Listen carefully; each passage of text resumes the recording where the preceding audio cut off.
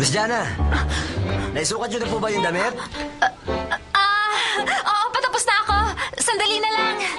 Gusto niyo ba tumawag ako ng sales lady para tulungan kayo? Wag na, wag na.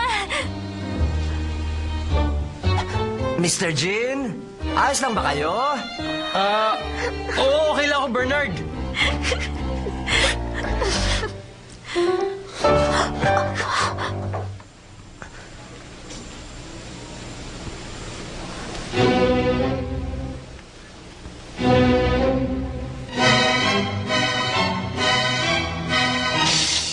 Miss Jana, pasensya na. Ano, Bernard? Bagay ba? Opo, Miss Jana. Ito, maganda ba? Mr. Jean, sa tingin ko po medyo masikip sa inyo. Sabi ko nga, masikip eh. Sa palagay ko, hindi rin to bagay sa akin.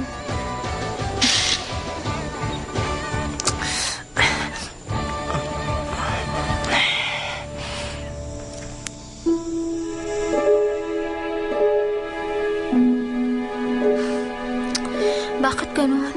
Hindi pa siya tumatawag? Tawagan ko kaya siya?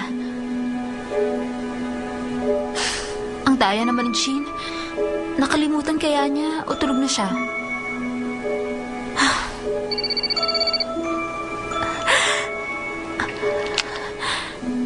Hello? Ikaw ba talaga yan? Oo naman.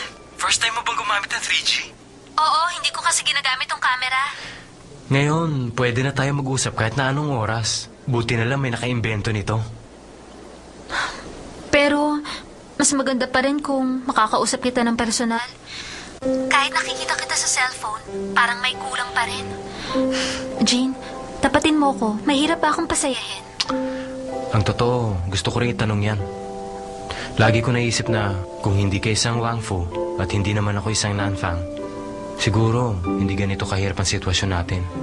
At siguro magagawa't masasabi natin ang anumang gusto natin, gaya ng mga normal na tao.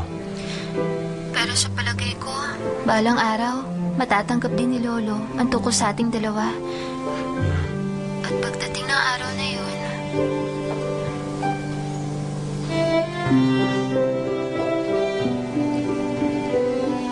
Uy, Jana. Ganun ba ako kaboring kausap? Nakatulog tuloy siya.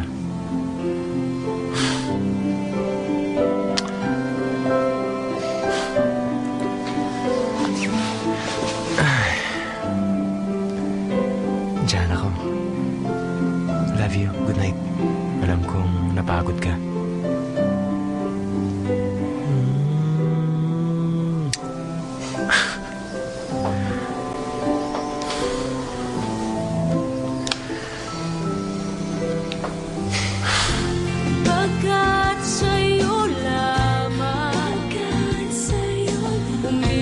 Sa nakikita ko po, masasabi ko na talagang iba na ang pagtitinginan nilang dalawa.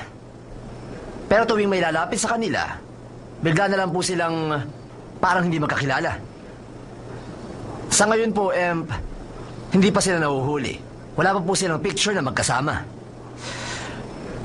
Pero kung titingnan po natin ang kinikilos sila sa harap ng mga tao, kahit magpakita tayo ng ebidensya sa kanila, tatanggi pa rin nila ang lahat. Yun nga rin ang palagay ko. Ibig sabihin, hindi po yun effective. Kilala mo ako. Palagi kong pinipili ang mahirap gawin. Opo, alam kong hindi kayo magpapatalo.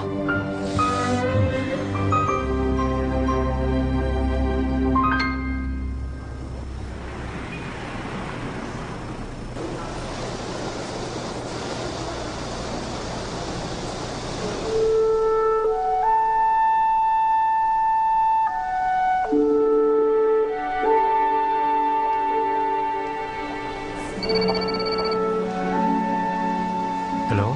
Hello, Jean. Lumingon ka. Teka, Jana. Sobra naman to.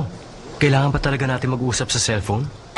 Mabuti ng safe. At isa pa,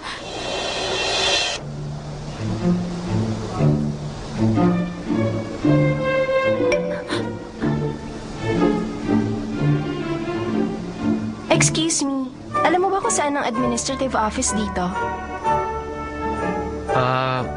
Dun sa baba, sa kaliwa. Salamat.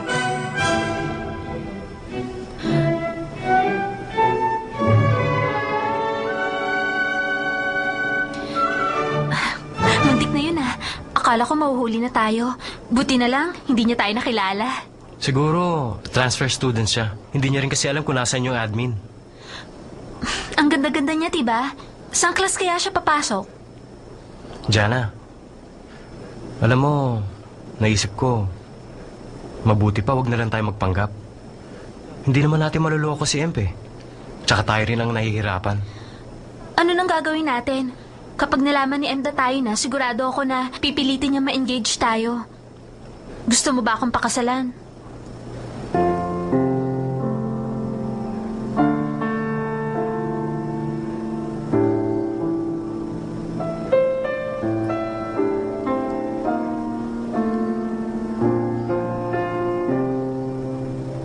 Siguro, walang masama kung ma-engage tayo. Nitong mga nakaraang araw, iniisip ko na kung ano yung gusto ni Emp. Kung di ma-engage tayo. Kasi, ayaw kong iba ang pakasalan mo.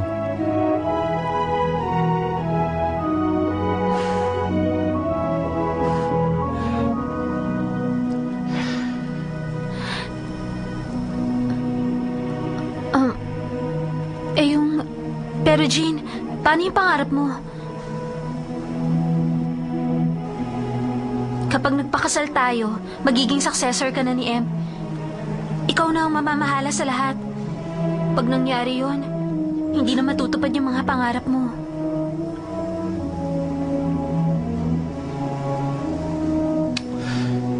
Engagement pa lang naman eh. Tsaka nag-aaral pa tayo. Kaya hindi ko siya papalitan agad. Siguro bago mangyari yun, pwede ko pang baguhin ang isip ni Emp. Hindi ako papayag sa engagement. Kilala ko si Emp.